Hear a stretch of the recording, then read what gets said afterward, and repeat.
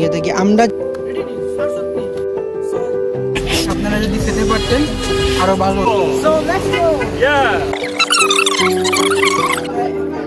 Organized by learning points. আপনি কি একজন শিক্ষার্থী? যদি তা না হয় তাকে নিশ্চয়ই একজন শিক্ষক। যদি আপনি একজন শিক্ষকও না হয় তাকে নিশ্চয়ই একজন অভিভাবক। একজন অভিভাবক হিসেবে আপনার সন্তানের প্রতি নিশ্চয়ই অনেক দায়িত্ববোধ রয়েছে। আপনি কি জানেন একজন শিক্ষার্থীর একজন শিক্ষকের প্রতি কতটুকু সম্মান রাখা উচিত? একজন শিক্ষার্থীর সাথে কিভাবে ব্যবহার করা উচিত? একজন শিক্ষক কি একজন শিক্ষার্থীকে বেত্রাঘাত করবেন, কিংবা একজন শিক্ষক কি একজন শিক্ষার্থীর সাথে তাল মিলিয়ে ইউনিফর্ম পরবেন? এই বিষয়গুলো সহ বাংলাদেশের শিক্ষা ব্যবস্থার নানা বিষয় নিয়ে আলোচনা করব যুক্তরাজ্যের একটি হাই স্কুলের প্রধান শিক্ষকের সাথে। What is the most difference between British and Bangladeshi education system? Well, there are lots of differences between British and Bangladeshi education. Mainly in schools, the boys and the girls mix because there's no religious separation. And the children learn in large classes of maybe 35 children. In some private schools there may only be 10 children, but they do a broad curriculum like you do in Bangladesh. So maths, English, languages, religious studies, sports, geography, history, science, so very, very broad, just like yours is. But the fact that everybody sits together is probably the main difference. Okay, thank you. Your next question is, what can schools do to help students prepare for the next stage in their lives?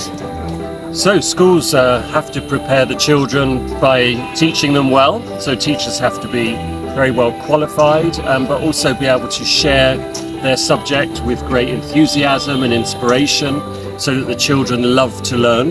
And those children that may find some areas of the curriculum difficult, teachers need to give a bit more support. Maybe some more time with them to help them understand everything. And those children who are very clever in certain areas also need more support to perhaps go even deeper into the subject and to expand what they know within the classroom. Okay, what change do you think it should made by government immediately in our education system? Maybe more funding.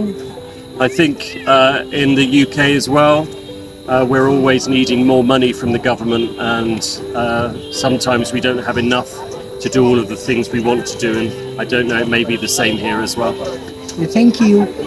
What advice would you give to someone who doesn't like school? That means that you're probably not working hard enough, because if you work hard and study hard, you get this excitement and energy because you're achieving really great things. And when we achieve really good things and we make progress, we feel good about ourselves. And that means that school has this energy and power. But if we're not working hard and just doing a little bit here and a little bit there, we won't feel the true magic that school does bring us. So if you work hard, you will love school. Thank you. Do you think students should be punished by their teacher? Oh no, never. No. So teachers sometimes have to correct and say that's not right, or you shouldn't speak like that, and teachers should give correction, but the relationship should be mutually respectful. So we certainly should never use corporal punishment like hitting. Sometimes we have to say you'll lose some of your break time, something light like that. Okay, thank you. What can a teacher do when students don't complete their homeworks? Well, in the UK, if a student doesn't complete their homework, they're disadvantaged, because doing the homework enables them to learn more, but also bring questions to the next lesson because they've studied independently. So if children don't do their homework in the UK, they may have to stay after school and do some more work, or they may have to lose their lunch break, so they get into trouble. Thank you. Do you think uniform is necessary for teacher and students? I think uniform is good for children because it creates a community and also some equality where everyone's just wearing the same, and that's good for everybody, just to feel like they belong. And I think teachers should dress smartly. Thank you. Which things do you think it should learn from school? For example, drama, sports, music. Yeah, I think it's important to learn everything because we are talking about educating the whole person. So definitely the arts, music, drama, creative arts, science, English, maths, a language, maybe French, Spanish, geography, learning about the world, learning about the environment. All these subjects are very, very important. So the broader the curriculum, the better. Okay. What can schools teach children that they can't learn from their parents?